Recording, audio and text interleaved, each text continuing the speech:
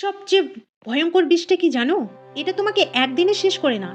ধীরে, ধীরে তোমার আত্মবিশ্বাস, স্বপ্ন আর নিজের উপর বিশ্বাসটাকে মেরে ফেলে। যদি প্রতিদিন তোমার আশেপাশে মানুষ বলে, "তুই কিচ্ছু পারবি না, তোর দ্বারা কিচ্ছুই হবে না, তুমি একটা বোকা।" ১ম এ তুমি প্রতিবাদ করবে, তারপর কষ্ট পাবে। তারপরে একদিন সেই কথাগুলোই বিশ্বাস করতে শুরু করবে। যেমন মাছের বাজারে না ছুঁয়েও শরীরের মাছের গন্ধ লেগে যায়, তেমনি সারাদিন নেতিবাচক কথা শুনতে, শুনতে সেই নেতিবাচকতা তোমার মনেও ঢুকে যায়। তুমি যতই শক্ত হও না কেন, প্রতিদিন যদি কেউ তোমাকে ছোট্ট করে, অপমান করে, স্বপ্ন নিয়ে হাসাহাসি করে, তাহলে একসময় তুমিও ভাবতে শুরু করো, হয়তো সত্যিই আমি পারব না। তাই নিজের স্বপ্নকে বাঁচাতে চাইলে শুধু লক্ষ্য নয়, তোমার পরিবেশটাকেও বেছে নাও। কারণ আগুনের পাশে থাকলে গরম লাগবেই।